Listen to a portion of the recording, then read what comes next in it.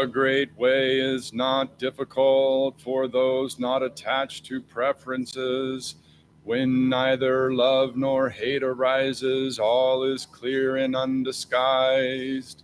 Separate by the smallest amount, however, and you are as far from it as heaven is from earth. If you wish to know the truth, then hold to no opinions for or against anything.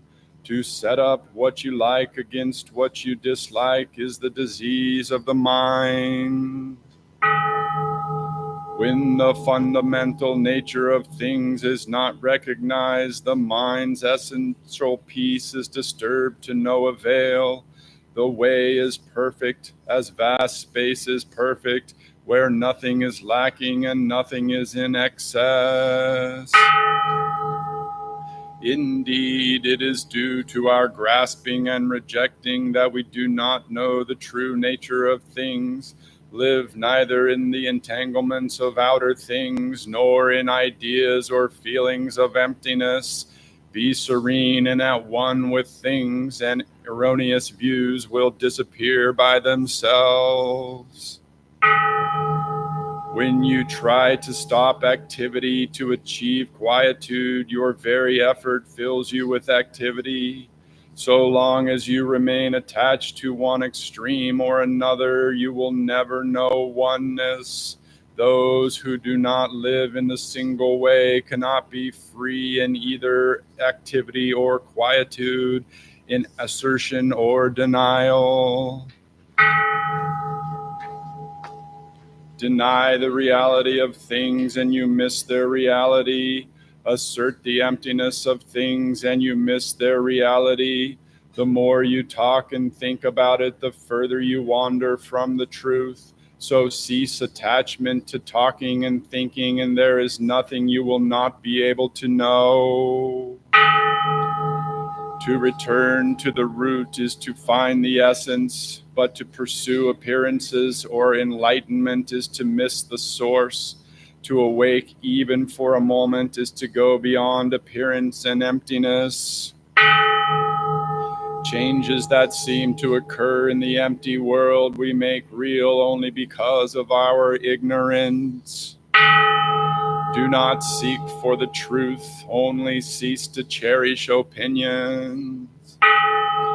Do not remain in a dualistic state. Avoid such easy habits carefully. If you attach even to a trace of this or that, right and wrong, the mind essence will be lost in confusion. Although all dualities arise from the one, do not be attached even to ideas of this one. When the mind exists undisturbed in the way, there is no objection to anything in the world. And when there is no objection to anything, things cease to be in the old way. When no discriminating attachment arises, the old mind ceases to exist. Let go of things as separate existences, and mind too vanishes. Likewise, when the thinking subject vanishes, so too do the objects created by mind. The arising of others gives rise to self. Giving rise to self generates others. Know these seeming to as facets of one fundamental reality. In this emptiness, these two are really one, and each contains all phenomena.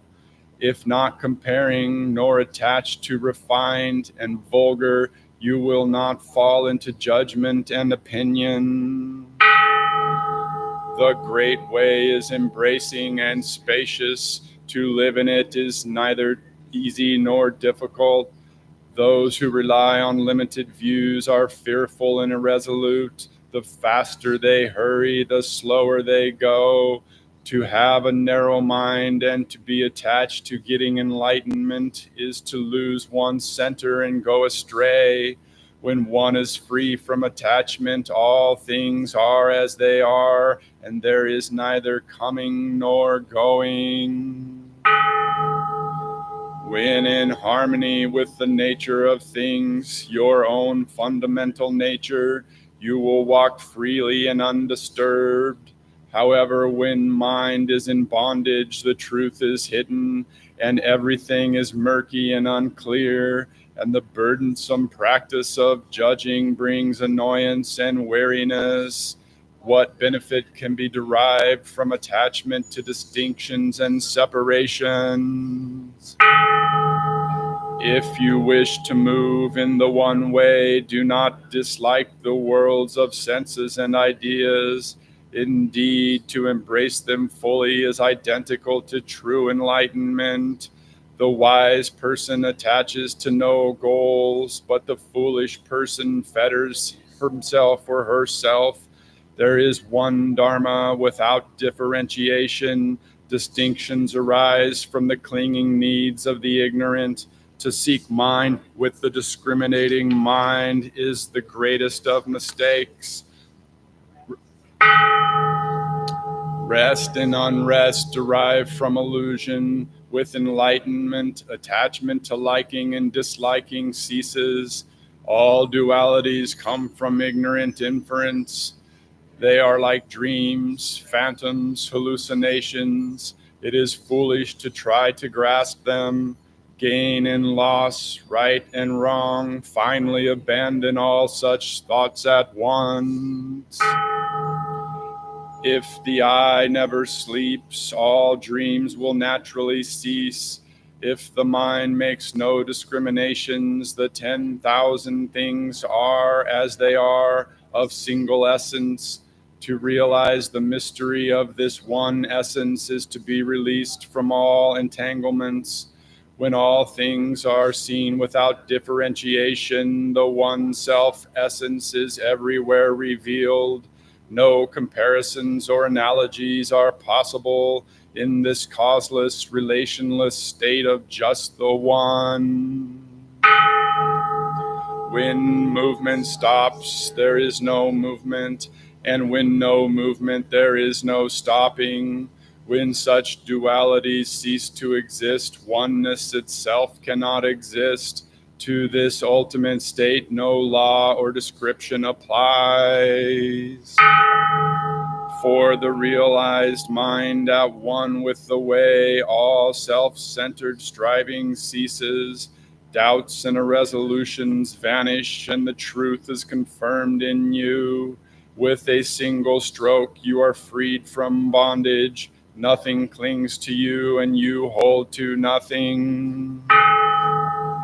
All is empty, clear, self-illuminating, with no need to exert the mind. Here, thinking, feeling, understanding, and imagination are of no value. In this world, as it really is, there is neither self nor other than self. To know this reality directly is possible only through practicing non-duality. When you live this non-separation, all things manifest the one and nothing is excluded. Whoever comes to enlightenment, no matter when or where, realizes personally this fundamental source. This Dharma truth has nothing to do with big or small, with time and space. Here a single thought is as 10,000 years, not here, not there, but everywhere, always right before your eyes. Infinitely large and infinitely small, no difference, for definitions are irrelevant and no boundaries can be discerned. So likewise with existence and non-existence. Do not waste your time in arguments and discussion attempting to grasp the ungraspable. Each thing reveals the one manifests as all things. To live in this realization is not to worry about perfection or non-perfection. To put your trust in the heart-mind is to live without separation, and in this non-duality you are one with your life source. Words, words, the way is beyond language, for in it there is no yesterday, no tomorrow, no today.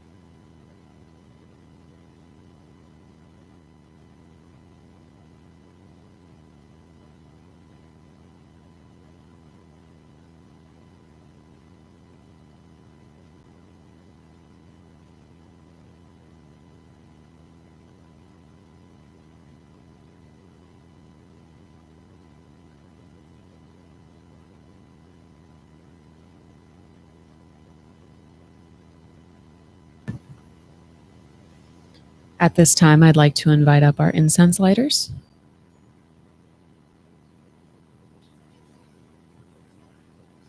And if you'll look into your chant books on page 2, we will chant the incense lighting gatha together.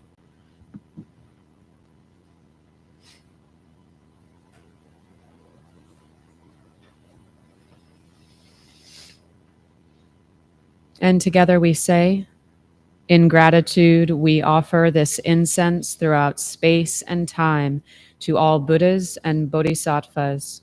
May it be fragrant as earth herself, reflecting careful efforts, wholehearted awareness, and the fruit of understanding slowly ripening. May we and all beings be companions of Buddhas and Bodhisattvas. May we awaken from forgetfulness and realize our true home.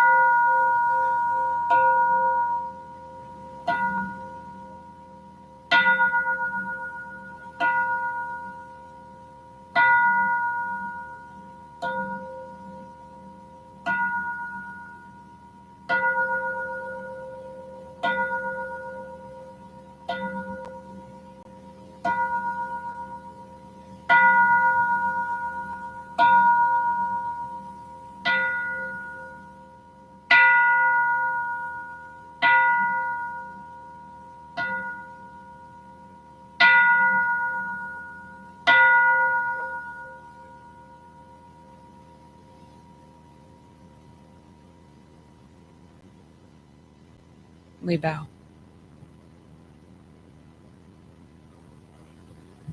Good morning, everyone. It's great to see you all here.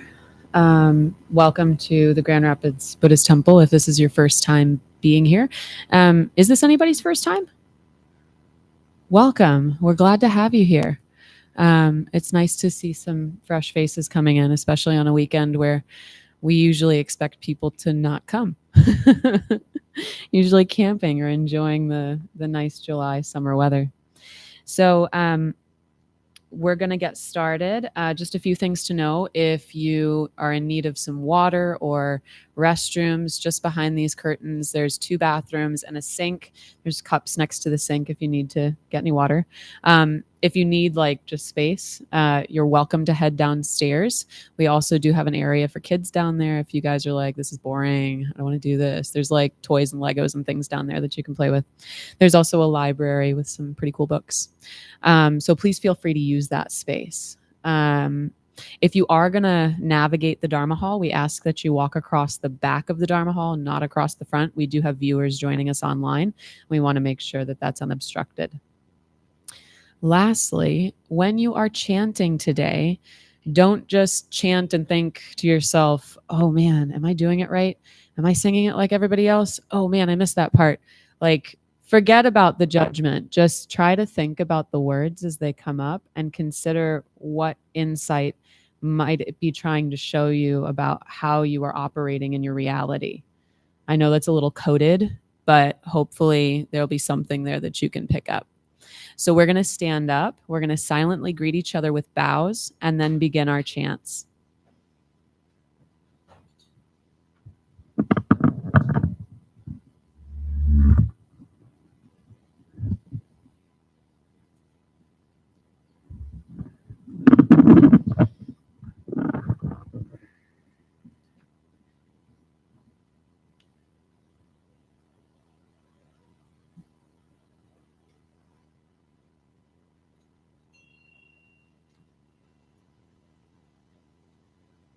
On page 3, you will find the 3 refuges.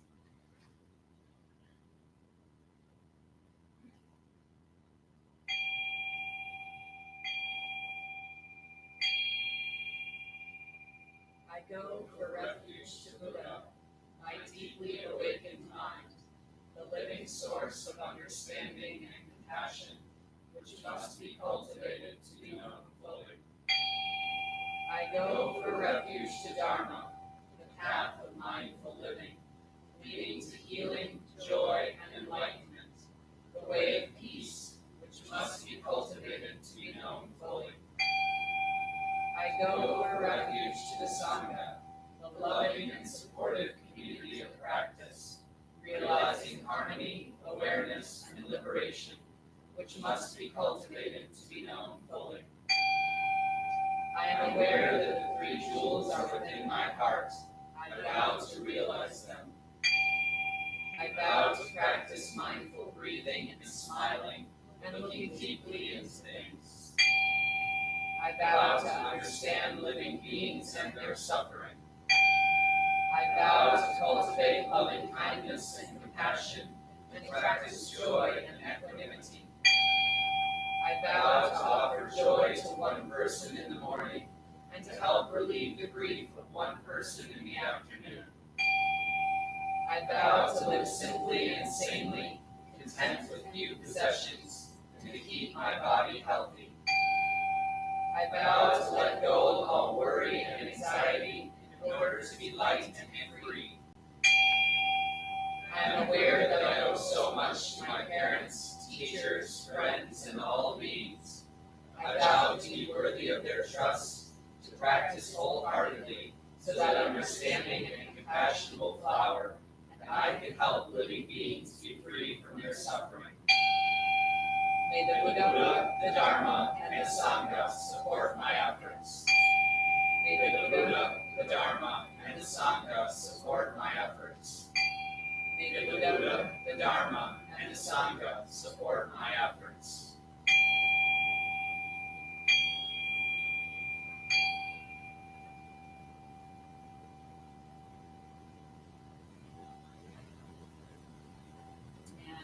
this page, page 4, you'll find the Heart Sutra.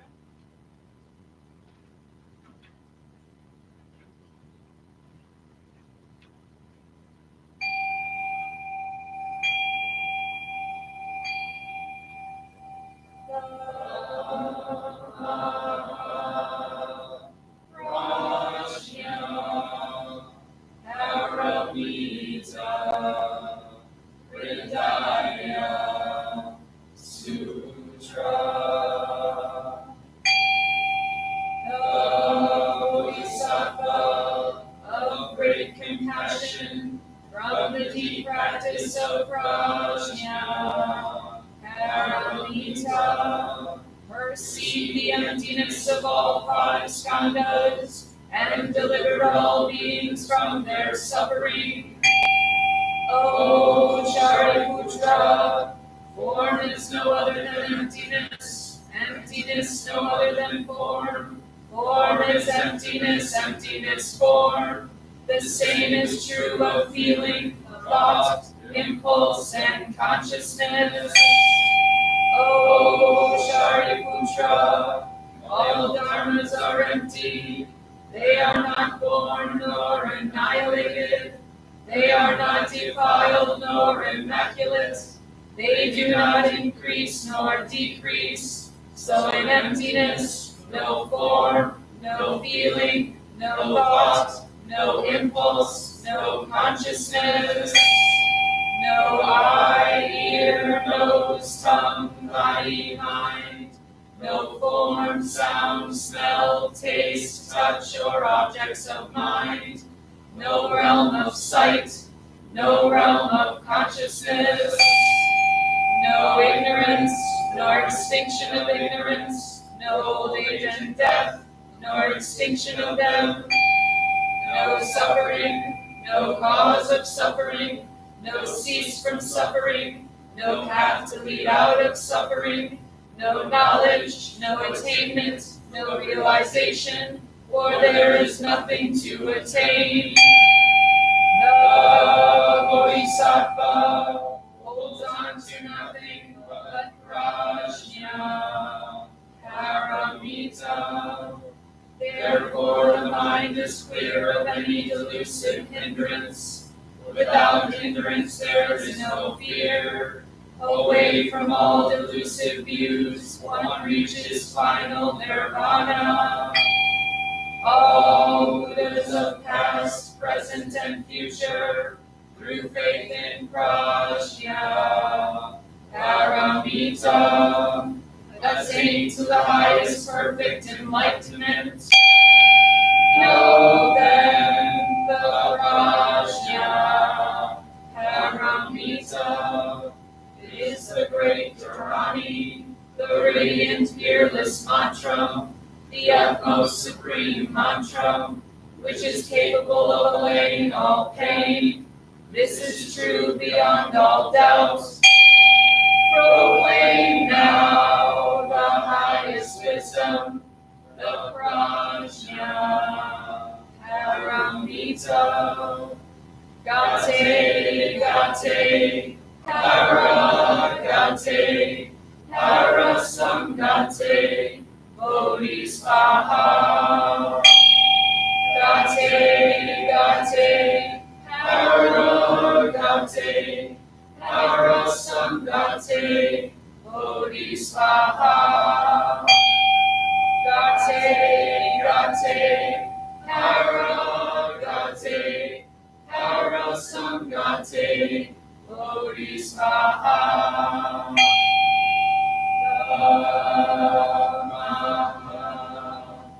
Prajna, paramita, Hridaya Sutra.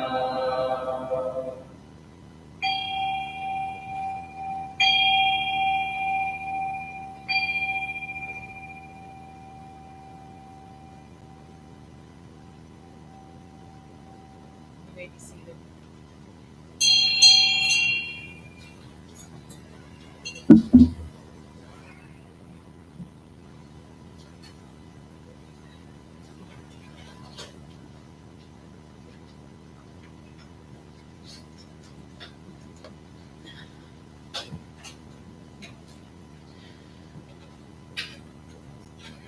Don't worry, my camera isn't going that way. It's going this way. Just for you, Ellen. I just want to capture your reaction of the entire Dharma talk. I wish it could go both at the same time. Good morning, everyone. Usually I will take time to do prostrations, but I wanted to get dug into a meditation this morning. My name is Igye. I study in the Tibetan Gelugpa tradition. And I'd first like to begin my talk by wishing His Holiness the Dalai Lama a happy 90th birthday, because today is his birthday, and wishing him long life prayers.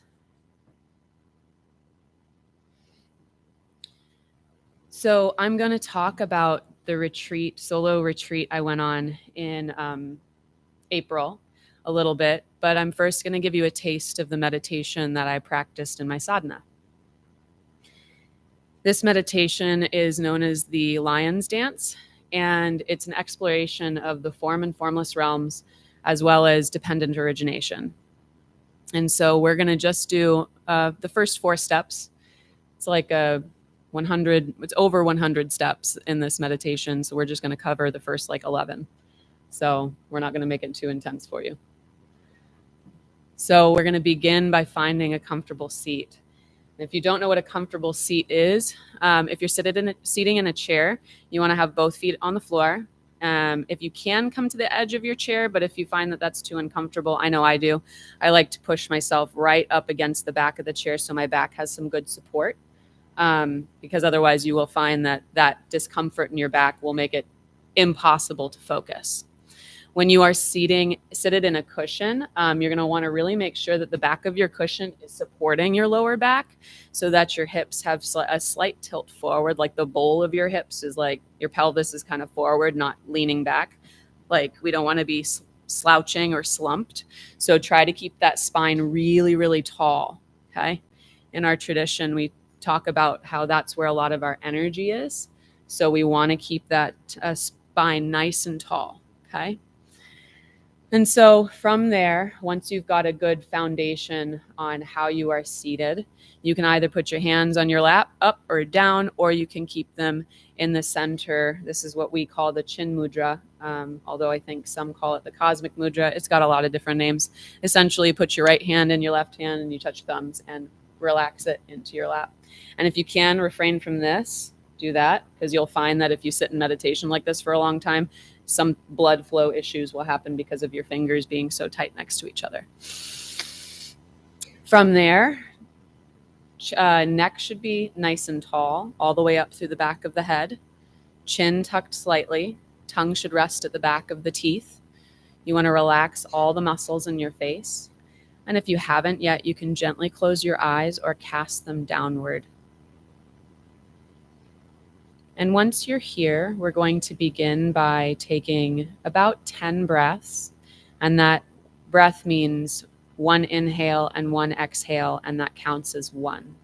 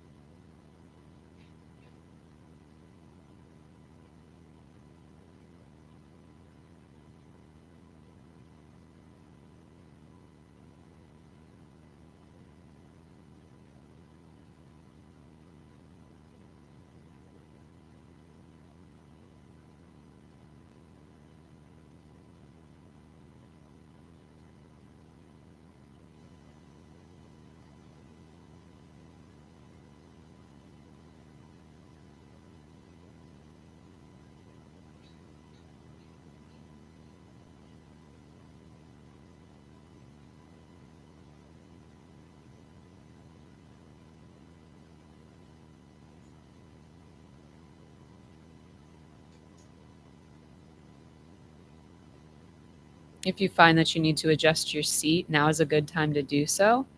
You need to shift to how you're sitting, or if you need to clear your throat or your nose, please do it now.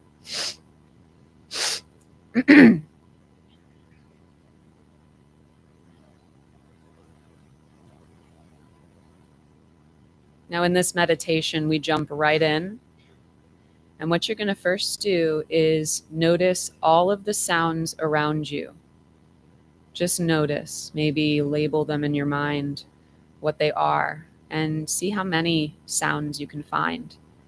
But just really zone in to maybe the sound of the air conditioner, something that's consistent, but it's always there.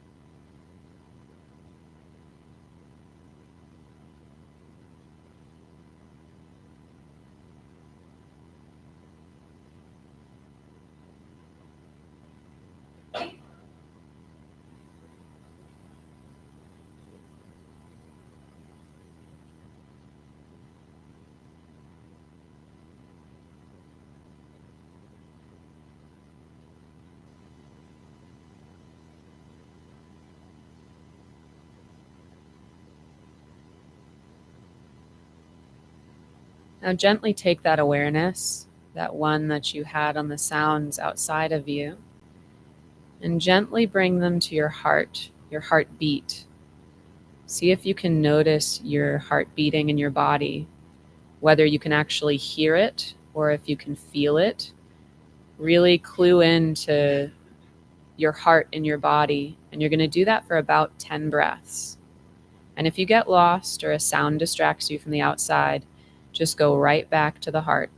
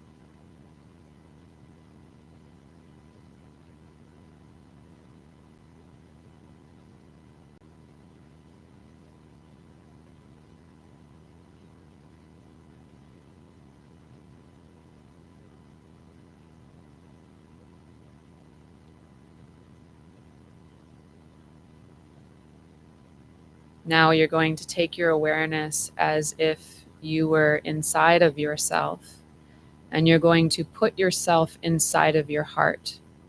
Imagine that the walls are beating around you, and it's no longer something that you see as yourself looking at, but that you are a part of. And notice that you are in this small room inside of your heart. And you might even see the walls of your heart beating, but that room becomes a comfortable meditation room. It doesn't have to be like an actual heart. You can paint the walls whatever color you want, but you'll still notice that pulsing. But this time, it's all around you. And spend 10 breaths here.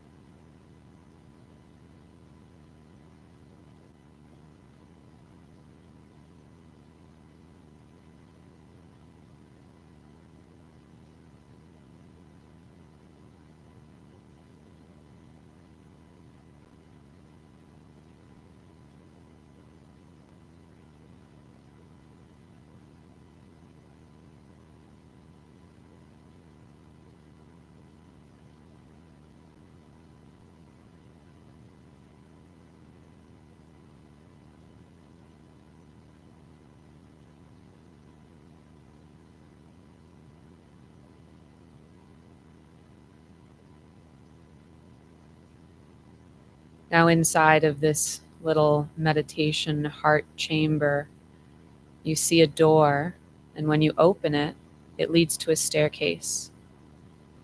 This staircase takes you deeper into your heart and brings you into an incredible meditation room with large windows and light flooding into it. There is a meditation cushion. Maybe there are other meditation cushions for when you go and meditate with your friends. And you go and you sit there.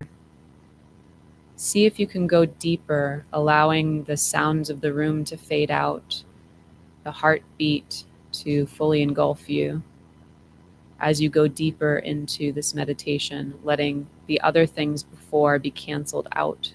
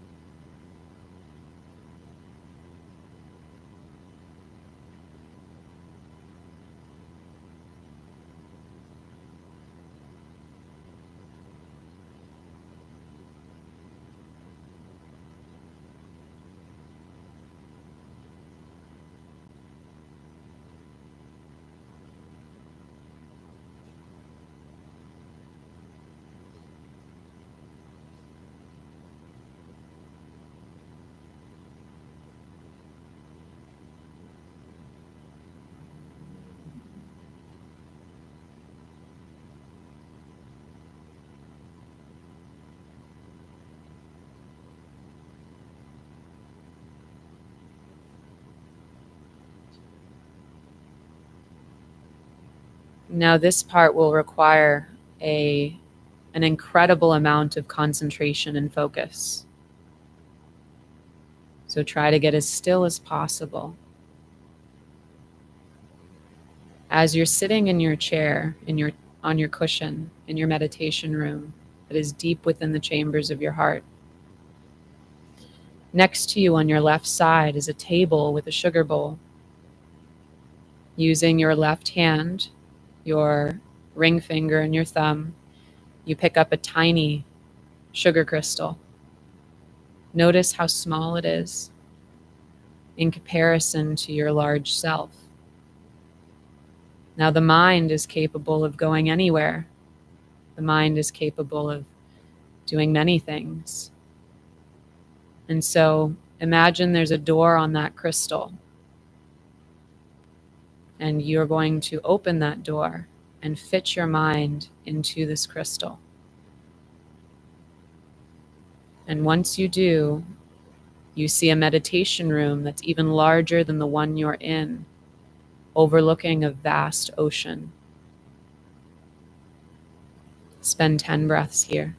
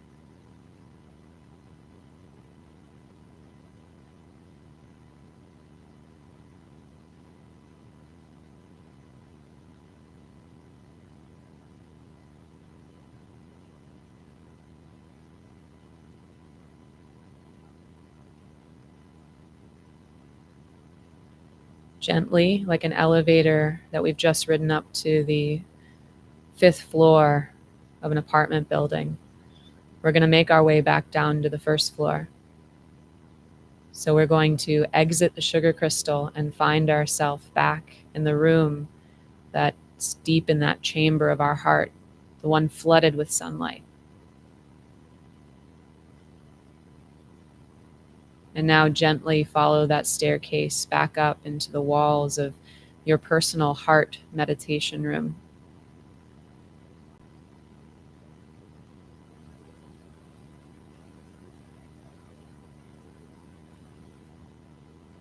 Now gently bring that awareness back into your body, noticing the heartbeat.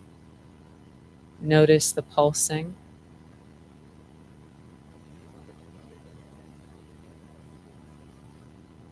And now back out to the sounds of the room.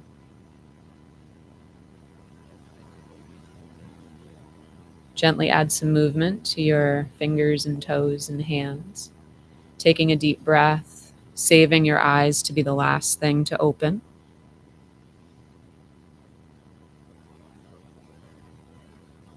And when you're ready, open your eyes.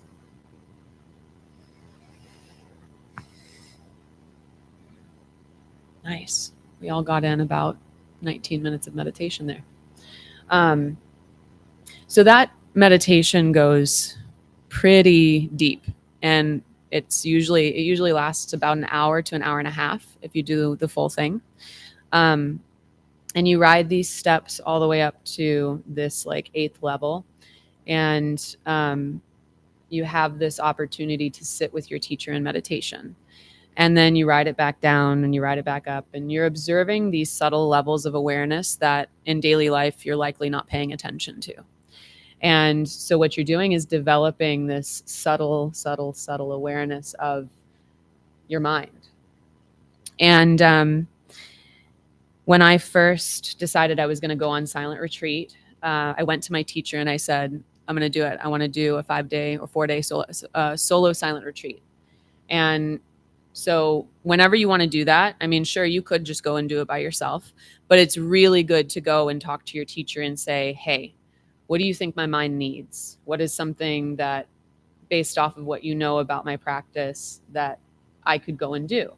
And so my teacher was like, hands down, lion's dance. And so I did the thing that any diligent student would do. And I'm like, great, yes, I will do that. I will go and learn and watch the lion's dance. I'll figure it out and watch. There's all these resources that we have that are documents on the teaching, audio recordings of the teaching, and study that before you go in, because you're not going to have access to internet. You're not going to have access to a phone. You're not going to have any access or interaction with the outside world. Like, it's you alone with your mind for 4 days in silence. And so I went and I was like, oh, I'm going to be the best student ever. I'm going to do so good. And I took all the information that I had from my past retreat in Portugal last year with my Sangha and my teacher. And I'm like, I'm going to put together a 5-day schedule. I'm going to like really follow this to a T. I'm going to be the best. I'm going to be the best meditator. I'm going to win Buddhism.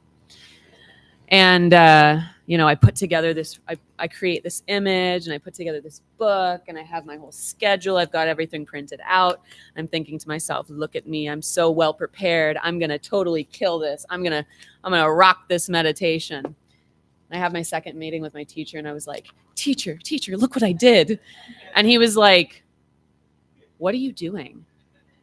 And I was like, well, thinking to myself, like, being prepared. And he was like, that's not the point of what you're trying to do. That's not the point of going on meditation, like going on retreat. The point of going on retreat is to learn how to not be so controlling, how to let go of that. And I was like, oh. And I knew he was right. But it was like, I noticed my trigger immediately. It was judgment against myself. It was like, oh, wow, thanks for calling that out. And I knew he was saying it because he was like, I did it. I'm the same way. Like, I want to have control of the situation. I want to be able to guide things in a certain way. And sometimes forget that it's not within my capacity. It's whatever my karma has waiting for me, right? And so just like that, when I prepared for my meditation or my talk today, I did the same thing.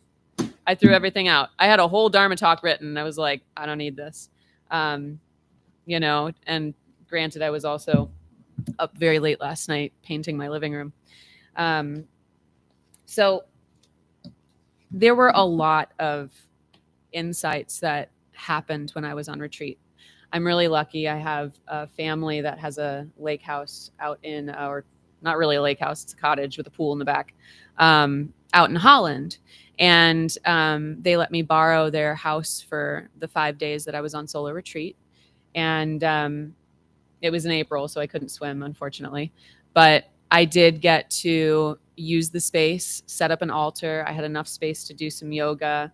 That's part of the sadhana. And in our sadhanas, like first solo retreat, teachers like, be easy on yourself. You will find that it's very different from group retreat, because you're not interacting with people on a daily basis. You know, even if it is in silence, it's still different. And so just take things as you can. But my goal was to sit 4 times a day and do 2 yoga sessions, as well as get 4,000 mantras chanted. And I think I met about 75% of that goal, which for me is successful. I was like, I got to do what I got to do. But what I really noticed was that the first day or 2, meditation was super strong. And then about the evening of day 3, I couldn't like stay awake. I couldn't stay awake through any of my meditations. Every time I sat down to meditate, it was like I'd get 20 minutes in, I'd get halfway through the lion's dance, and I'd start to fall asleep. And I was thinking to myself, like, the mind is so tricky and it's slippery, because once it is familiar with something, kind of like when you get a brand new car and you're like, ooh, yeah, look at all these features on my brand new car. And then you've had it for a year and you've forgotten like half the features because you never use them, right? Or maybe a new computer the same way. Like, you think it's new and shiny at first and you're like, ooh, I want to play and explore. And then all of a sudden it's like, whatever. It's like, been there, done that, right? So I had to really observe how I was engaging with my mind in a way that was seeing where my mind wanted to slip into those tendencies of like, oh yeah, I've done this. This is boring now. Well, why is it boring now? Why did I make it boring? Look what I have to learn here. So,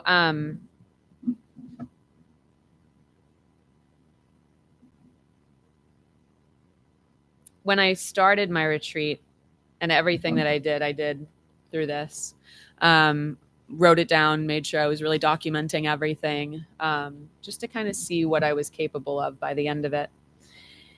And I also did a 5-day fast along with the retreat.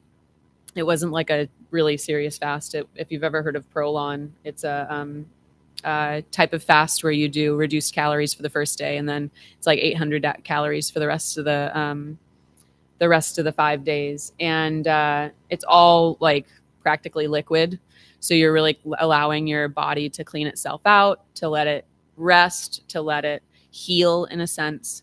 So I was doing that in tandem with the retreat, which is probably another reason why I kept falling asleep. But like, I think about people like my teacher, when he goes on retreat, he does like 20-day water fasts. I'm like, someday maybe. Someday maybe. And he does it on accident half the time. Like, he's just like, I didn't feel like eating, so I drank tea and water, you know. But it's incredible what you can do when you have such control of your mind and how you can operate within your reality. And I want to use a quote that came up. I'm going to talk a little bit more about the final day of retreat. I'll talk about the first day, and then I'll talk about the final day so you can kind of see the comparison. So on day 1, I wrote, there are many practices integrated into retreat. I understand the necessity, especially if you're serious about changing the way that you see the world. If your mind is in refuge the entire day, then you have no chance of creating or rehabituating behaviors or karmas that won't serve you as a future Buddha. During this retreat, my intention is to shift my mind, even just by 1 degree, to see what a Buddha sees, to become what a Buddha is. I know but you already are a Buddha jargon. This shows me I still have strong seeds for doubt. Let me challenge that doubt with more intensity, show my mind that it is possible. May every action I do in body, speech, and mind these next few days prove to me that this is the way out of suffering, that this is the way I can save every living being. May I plant the seeds to create the ultimate experience. Now, the next 4 days were incredible. And on that last day, the first quote that came to mind was a quote by Lama Yeshe. My approach is to expose your ego so that you can see it for what it is. Therefore, I try to provoke your ego. There's nothing diplomatic about this tactic. We've been diplomatic for countless lives, always trying to avoid confrontation, never meeting our problems face to face. That's not my style. I like to meet problems head on, and that's what I want you to do too. And so on the final day, it brought a lot of mixed feelings. I didn't want it to be over, but I also really miss my kids and my family. I wanted to go deeper, but I also knew that I had an incredible opportunity to be supported by my family to go and do this. So I had to really balance that kind of mixed feeling and irritation that wanted to come up. My mind wanted to grasp for something like, look at you, you accomplished something. You did it. You did the 5 days. But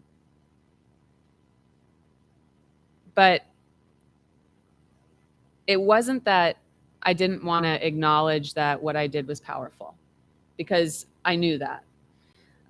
There were a lot of virtuous seeds planted during this time alone. I was really able to practice, observe my mind and its ability to get distracted.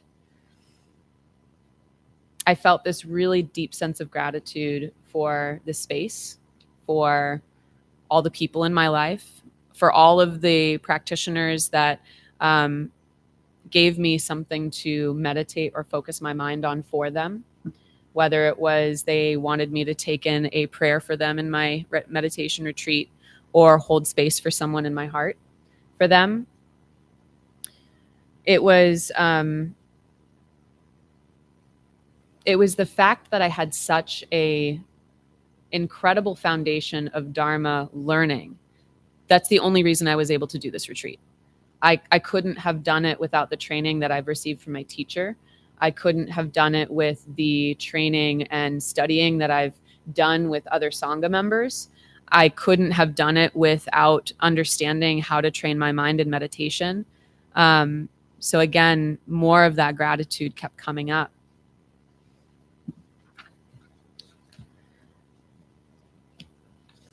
It was Lobsang Chuki Gelson who said, imagine the amount of faith and belief and perfect joy we feel when we see or hear or think about no more than the tiny slivers of the holy deeds of Shuddhadana's noble son, that's the Buddha, which have come down to us through other people. And just like today is a celebration of His Holiness's birthday, I have all of my teachers on the dais. And His Holiness the Dalai Lama, his teacher, Trijang Rinpoche, is the teacher of Ken Rinpoche, who is the teacher of Geshe Michael Roach, who is the teacher of my teacher, Hector Marcel. And so you see this rich lineage that is very, very dedicated to passing down these teachings in the most honorable, respectful, and knowledgeable way. But that often means questioning the way that you think you see the world. And sometimes we don't realize that we think we see the world in a certain way. And when all of a sudden it comes to us that we go, oh, I didn't get this before. I completely misunderstood these teachings. And it takes time. You have to be really dedicated to your studies in the Dharma to see that. We had a really beautiful conversation yesterday at the Bodhisattva class. And in that conversation, somebody had mentioned the word ego and just kind of went into, well, isn't this about like dissolving the ego? And I said, well, we have to get clear on what the definition of ego is. Because if you think of ego as presented by a psychological point of view, it is going to be very different from the way that a Tibetan Buddhist would talk about ego. And we also talked about identity, because sometimes people think that identity and ego are synonymous. And according to these teachings, I would put them as separate things. Your ego is the part of you that thinks that you are self-existent. It's the part of you that thinks that everything is coming at you. Oh, it's that person that made me angry. I didn't get angry. If they weren't there, I wouldn't have gotten angry. You sure about that? Right? We often think that we're this solid thing that is everlasting. We don't change until all of a sudden we look in the mirror many years later and start to see wrinkles, hair graying, and go, wow, what happened to that youthful skin I once had? We forget that things are changing. And that's part of what that self-existence means. How often are we saying that our world is the way it is because it's coming at us, not from us? The only reason we see the world the way we do is because we have put seeds in this mind that has said, I see the world this way. And the whole proof of that is emptiness, right? Do I have a pen? Again, the teaching of the pen, and we will apply this to something else. This is a pencil. To a dog, it is a chew toy, right? So which is it, dog or chew toy? Depends on who's looking, right? Okay. If it goes away, what is it? Nobody sees it. If everybody leaves the room and the pencil is still in the room, what is it? Infinite possibilities. I think Schrodinger pointed that out with his cat. So whether or not you're going to be looking at the news and you're going to have certain feelings about the current media that's happening. You're going to have certain feelings about the administration. But what you hopefully will also see, and what is taught in these teachings, and what became even more and more apparent to me as I was sitting in my retreat, is where does that come from? Where does my feelings about the administration come from? Now, there is a point here that I'm trying to make, because I know often in our minds we'll say, well, but wait a second, there's some really horrible things happening. There are some not so good things happening right now, and it's painful. Are you telling me that pain is non-existent? No. I'm telling you that it's functional. I'm telling you that it's not self-existent. Okay? It doesn't actually come from its own side. It comes from one place, and it's your mind. How does your mind see it? That doesn't mean that it doesn't function. Okay? I really appreciate how Geshe Michael describes when we often get caught up in emptiness, and there's these two extremes.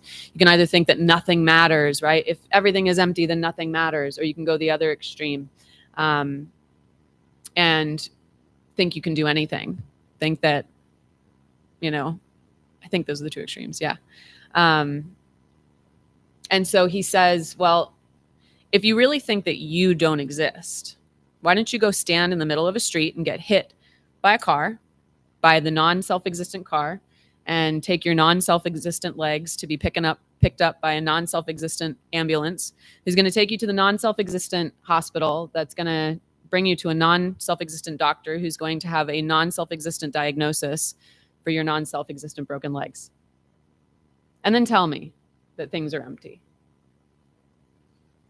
And so when we think of identity versus ego, ego is the part of us that thinks that things are the way they are and they cannot change.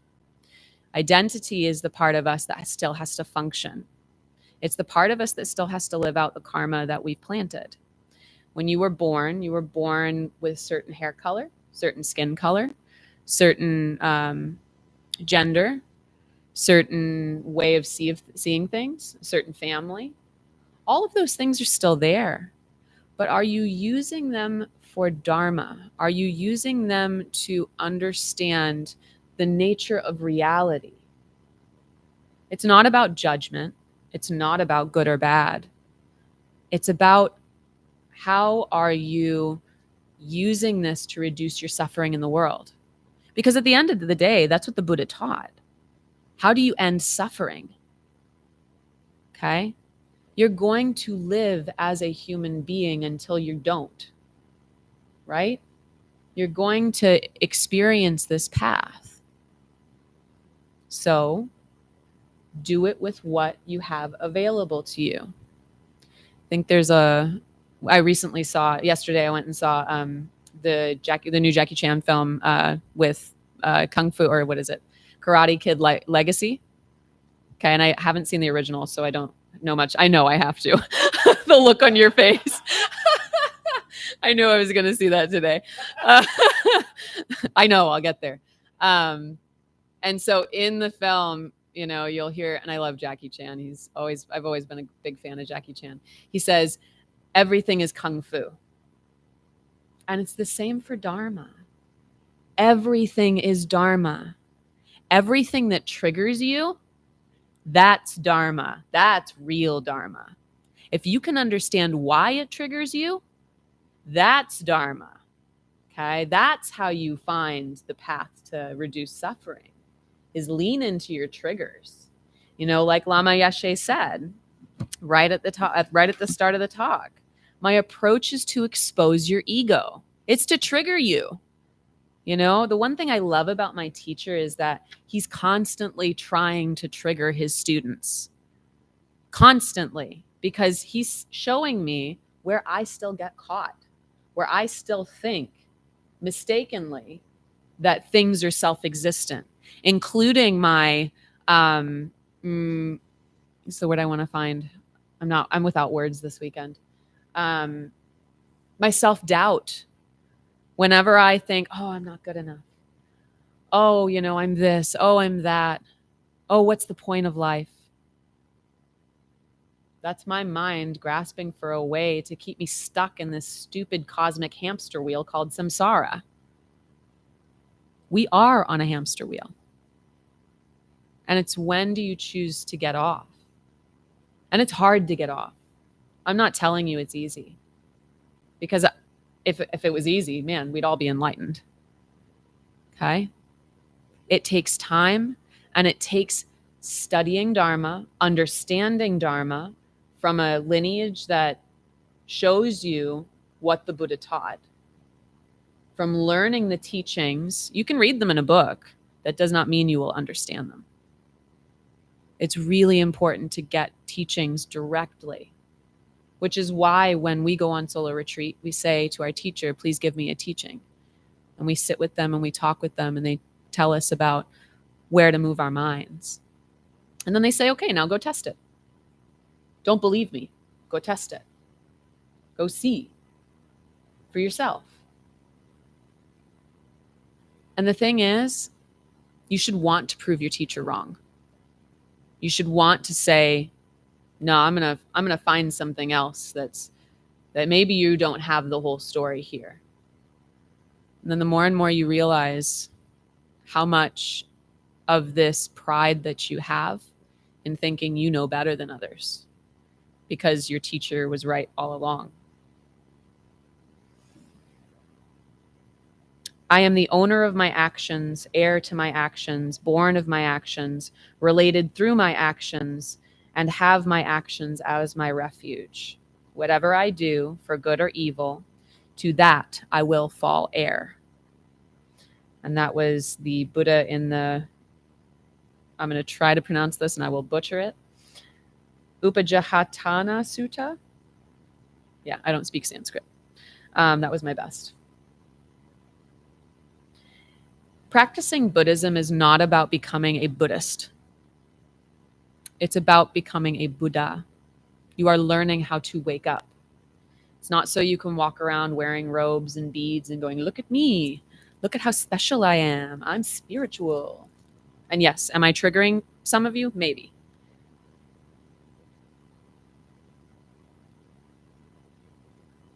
It's about becoming a Buddha. Just the same as when you're learning in Christianity, you think you're a Christian. That's not the point. It's to become a Christ. Why do we show up every week? Because we don't want to suffer. We're tired of continuing being forced to run in circles. But what are you actually doing about it?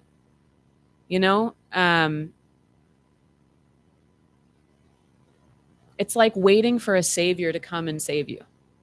Oh yeah, somebody will come and save me. They'll do it for me, right? That's not going to happen. You got to do it. You got to get your butt on the cushion.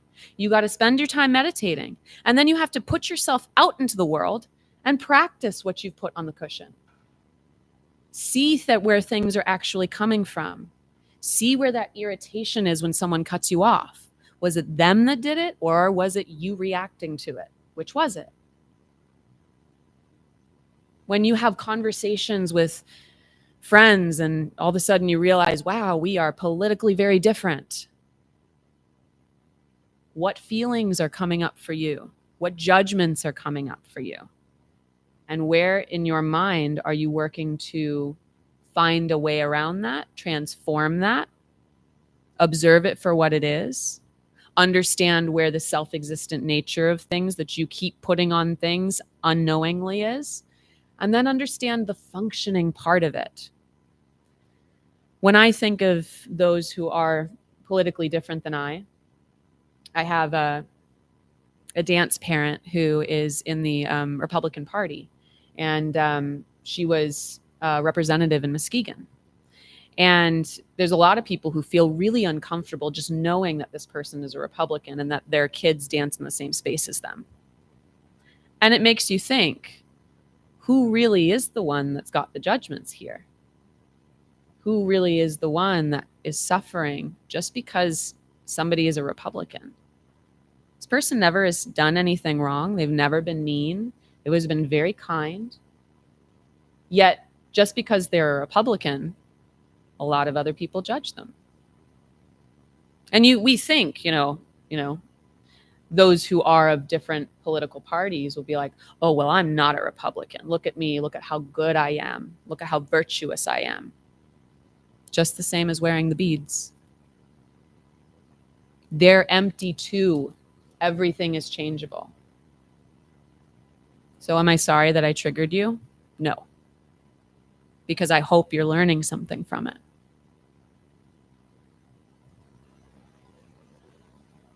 One thing you may come to learn about me, if you've known me for a while, is I like to debate. I like to talk about, I like to go deeper with the teachings. And I'm from California originally. My dad's from Dublin, Ireland, and my mom is from Grand Rapids, Michigan. But if you met my mom, you wouldn't have thought she was from Grand Rapids, Michigan. And when I came to live here, something I noticed is that people do not like confrontation here. They don't want to fight. They're like, oh, okay, yeah, whatever you say. Or the one I love is when somebody holds the door open for you and then another person is holding the door open and they're both going, no, after you. No, after you. No, after you. There is this beautiful thing about the Midwest kindness. But there's also this sense of like, when are you going to just go forward? Like, do the thing, okay? Like, have the arguments, get into the discussion, trigger each other. Not because you're trying to hurt each other, but because you're trying to go deeper, right? See reality for what it is beyond what you think it is, which is why debate is so, so important in the Tibetan traditions. There's debates for everything, by the way. So if you're ever stuck on something and you're like, man, I don't understand this part, go read a debate. They're out there. They're kind of hard to read, but they're out there. And there's a whole practice of understanding definitions. And so when you're on retreat, you're investigating those kinds of things through your own. You're triggering yourself over and over and over again. You're thinking, man, I forgot to light the incense. Does it matter? Was my mind moving in goodness and intention when I decided to sit down for meditation? But then all of a sudden it went to judgment and irritation as soon as I forgot the incense.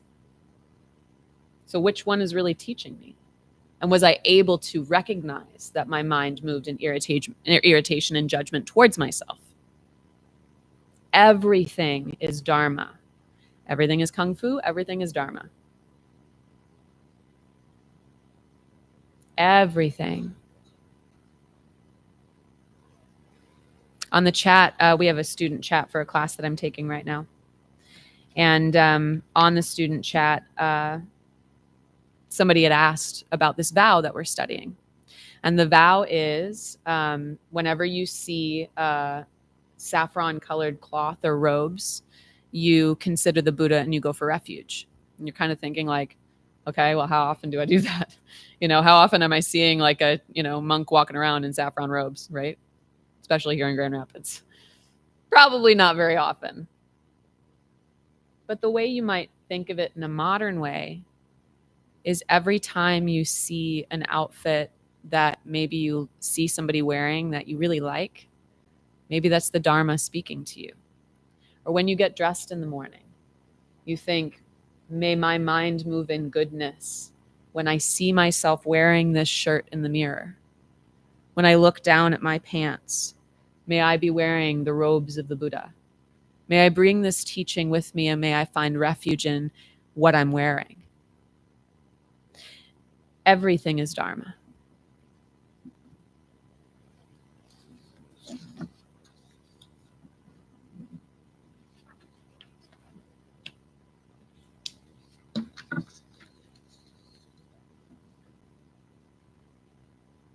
Our negativity bias is so strong that it's easy to forget that we can also plant the causes for a perfect world. One with less suffering, maybe even one with enlightenment. It sounds like a dream. But we are the ones that are caught in a dream. Why was he called the Buddha? Because he Buddha'd. He woke up. He woke up to the dream through a fierce dedication of the middle way. His example is what shows us what is possible. Others have walked the path too. I'd say that Thich Nhat Hanh was a modern Buddha, as well as His Holiness the Dalai Lama. We're swirling around in this illusion of samsara together until we can access liberation. I know I come off as a very strong person and a very strong teacher. And I hope that when you see someone triggering you, or maybe you feeling triggered, that you can see them as the highest being, the one who wants to see you wake up. Instead of looking at them like an enemy or as someone you dislike, see them as an angel in modern clothing trying to teach you. So if there's anything I can teach you about my retreat, it's that don't forget to remember where everything actually comes from. Who's the source? And then go one step deeper and question who is who.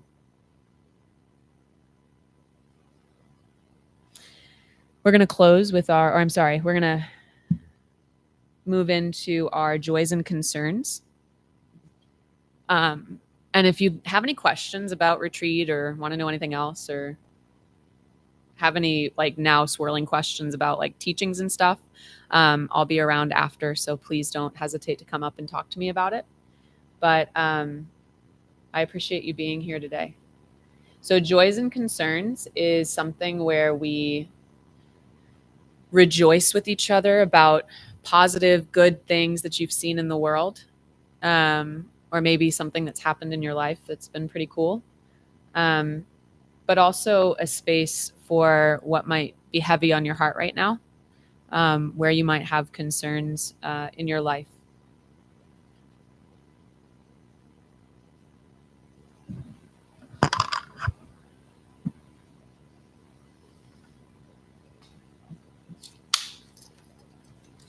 And when you share, please say your name.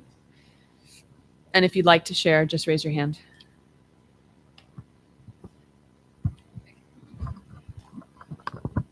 I am Nanda Pulabhava.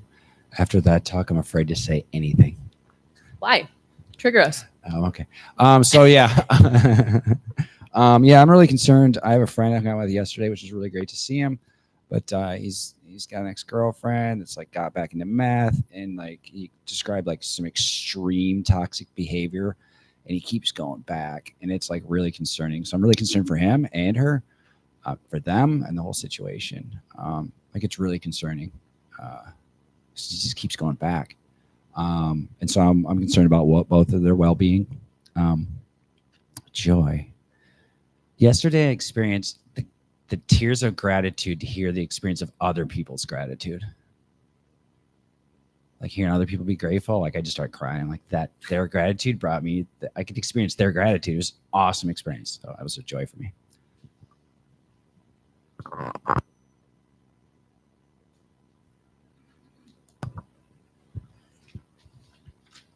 I'm Vanessa. I have a concern is that my car broke again this week. I fixed it last month. I'm like, great, I'll be good for like at least 6 months, right? And it just broke. So I'm just concerned about that because the joy that I have is that I'll be going back to Grand Rapids Community College to start their prerequisites for nursing. So I'm hoping just to be able to get everything together and organized so that when I start, hopefully it can go as smoothly as possible.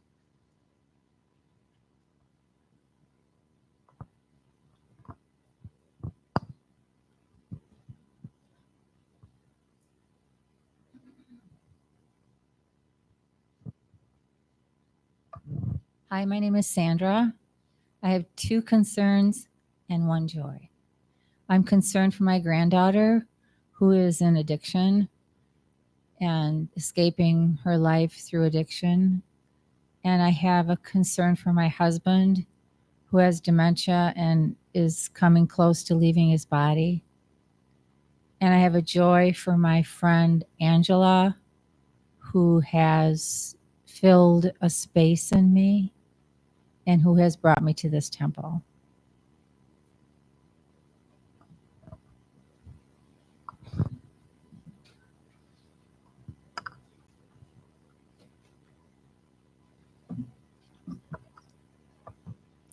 My name is Angel. I have a concern. This has just been a really difficult year for my son. He's been going through a lot, and it's been hard to witness that as someone who loves him so much, wants to take it away, and also understands that it's not my job to take away the suffering, and that won't teach him much. It's kind of a grief, but also a joy. Recently, a lot of the difficulty has kind of peaked, and that's been really hard, but it's also brought a lot of clarity that I've been waiting for in terms of what he needs and how to help him and what steps we will make moving forward. So I'm feeling grief, but also a lot of gratitude because I've just been waiting for this clarity. And I don't know if anyone else feels like this, but when clarity hits, even when it kind of sucks sometimes, it's like, oh, finally, I know what's happening a little bit, which is debatable. But yeah, I'm feeling all of that. So thank you.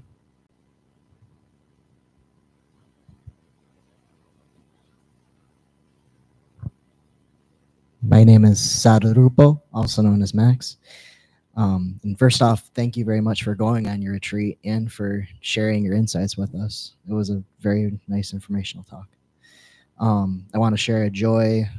I usually carry my water bottle with me everywhere, but yesterday, the one time I didn't, I was really thirsty and I was in the store and I was like, oh, I'll go find a drinking fountain.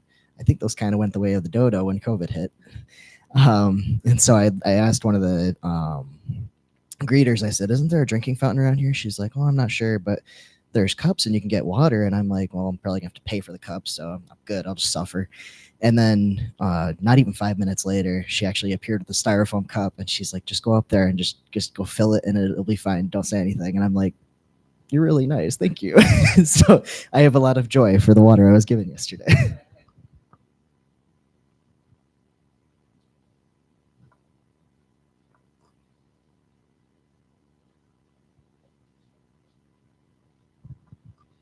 Hi, I'm Alex, or if you like trying to pronounce Sanskrit things, Dive Satya. I have a concern to share. I have a friend who last week, her cousin, who she's really close to, died in a car crash. And some of our some of us in the group of friends will be going to the funeral this coming Saturday for her. And, obviously car crash, it's just a very unexpected thing and a very sad thing. So any meta, good thoughts, prayers, those sorts of things for my friend and her family, much appreciated.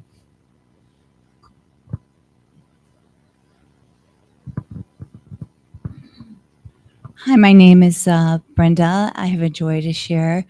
In 2005, I had the amazing experience of meeting with the Dalai Lama and sharing a caramel iced latte with him. And it's hard to put in words, but one of the things was his presence, his grace, but he has this amazing, gigantic sense of humor.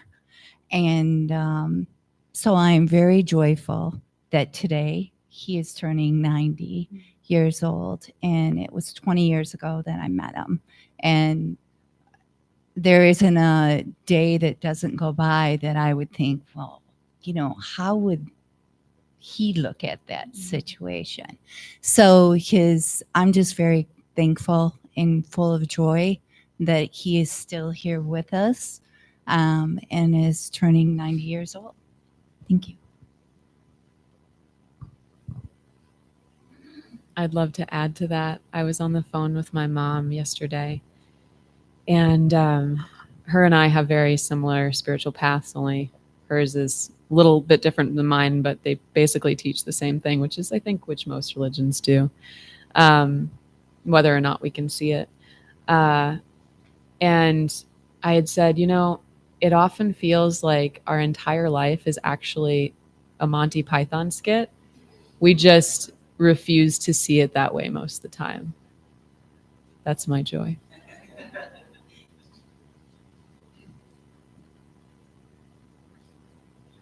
Okay, let's hold space for those joys and concerns.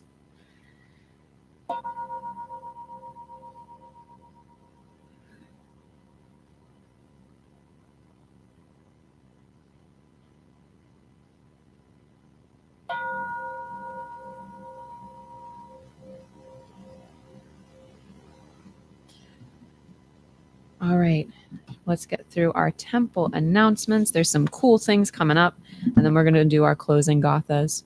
Online meditation group on Wednesdays from 6 to 6:45 on Zoom. Contact Upaya or Jeff Philo. You can also see all of this information in the newsletter. Sunday, July 20th is the Grand Rapids Buddhist Temple board meeting. They are looking for people to participate on the board. It isn't as, crazy as it sounds. It's just gathering people to help operate this temple, and just showing up and doing whatever you can to support this temple. So if you're interested in potentially finding some volunteer work, being on the board is a really, really good way to do that. So you guys our Sangha members are invited to observe, and it's from 11:30 to 1 p.m. following service on Sunday, July 20th. We have an introduction to meditation from the Tibetan perspective that I'll be teaching on Saturday, August 9th. If you are interested in taking our precepts program this fall, having a introduction to meditation class is a prerequisite in order to go into the precepts program. Precepts program is observing the 5 precepts or layperson vows, and taking them on into your heart. And it's really not as scary as it sounds. And it's one of the best things that you could do in your life, because vows will get broken. It's not meant to live them perfectly. What you do is you live them. And then when you break them, you purify, and then you live them again. Right. So you just keep trying over and over again. So if you'd like to join us, it would be on Saturday, August 9th for the introduction to meditation class. And it'll be from 9 to noon. And that's here at the temple. We have our Buddhist-based recovery meetings on Mondays at 6:30 p.m. meditation, 7 p.m. meeting here at the temple. Wednesdays, 6:30 p.m. at the Alano Club. Fridays, 10:05 a.m. meditation and 10:30 a.m. meeting at the temple or joining via Zoom. And all of this can be found in our newsletter. Do we have a Dana announcement today?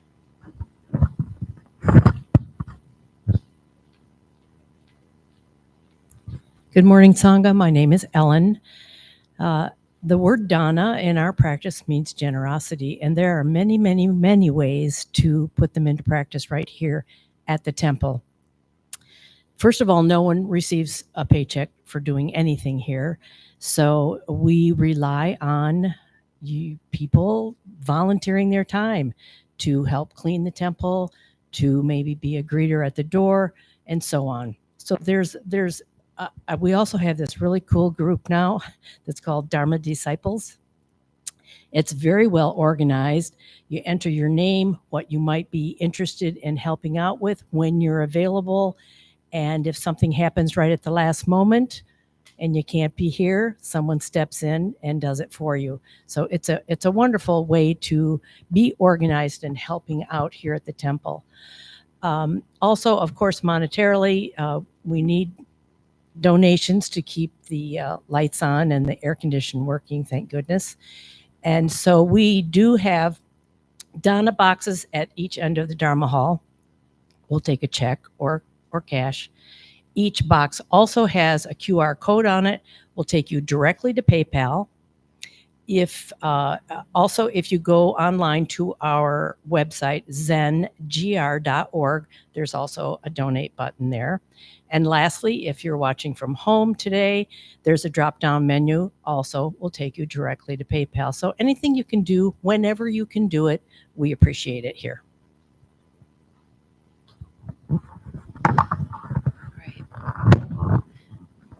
As we prepare to do our closing gathas, just a few last notes. When you do leave the Dharma hall or get ready to leave, if you can reorganize your cushions, make sure that the cushion is in the center of the mat and that the mat is aligned with all the other mats. Somebody usually comes around and collects books, or you can help jump in and help collect those to put them away. We do have tea and conversation downstairs, so please join us for that. And I think that's covering everything. So let's go ahead and stand up and recite our closing gathas together.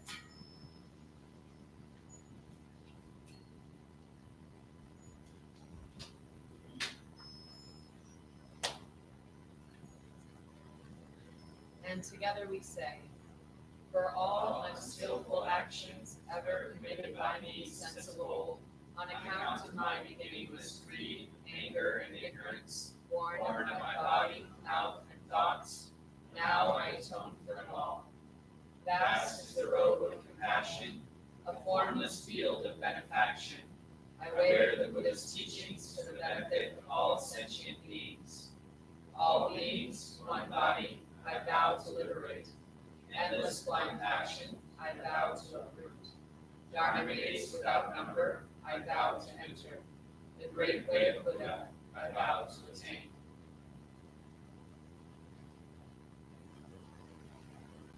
And if this happens